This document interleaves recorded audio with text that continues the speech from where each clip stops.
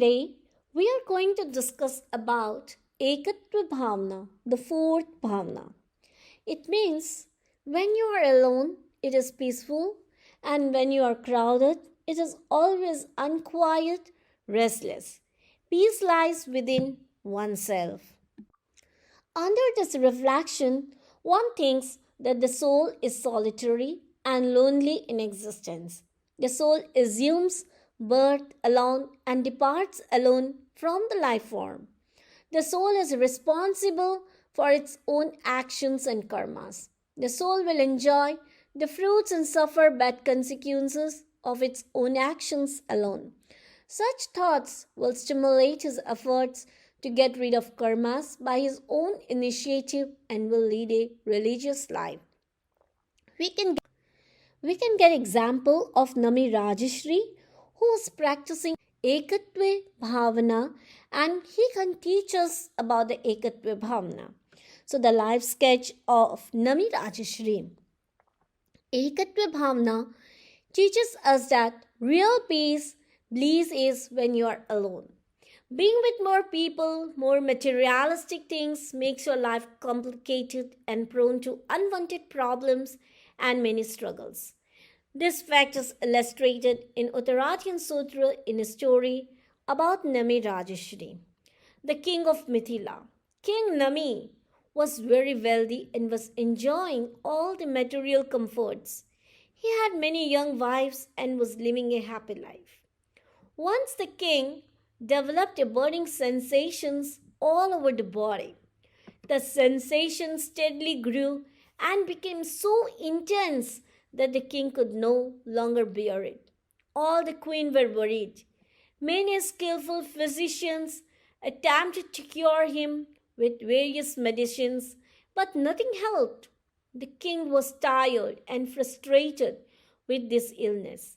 After a lot of search, they found one expert physician who recommended application of Malagiri sandalwood paste over all his body.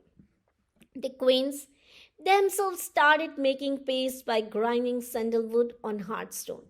Since they all were wearing bangles, it created a loud jingling sound.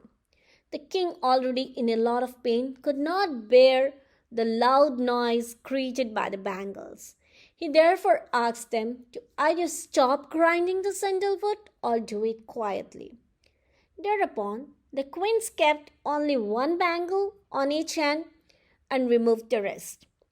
That stopped the sound altogether. The king liked that noise, was gone, but wondered whether the queens had discontinued preparing the paste. Feeling impatient, he asked the queens whether they had stopped making the paste. The queens replied that they were still grinding the paste. The noise had stopped because they had retained only one bangle on each hand and removed the rest. There was no banging of bangles on each other's hands and no sound. This made an unexpected impact on the mind of Nami Rajeshri.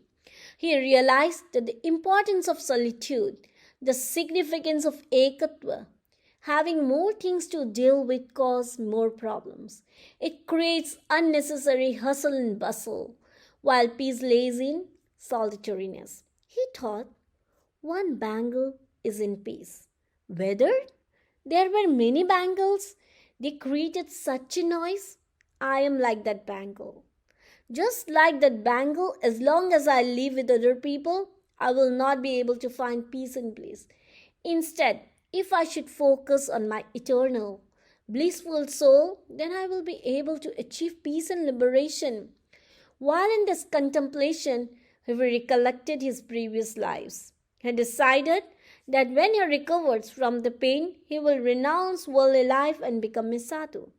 After making such resolve, he went to bed.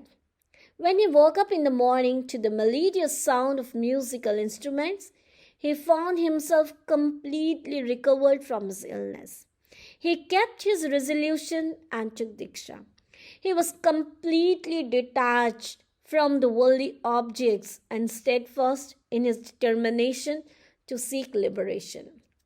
Lord Indra took a disguise and tried to persuade him as a test of his determination.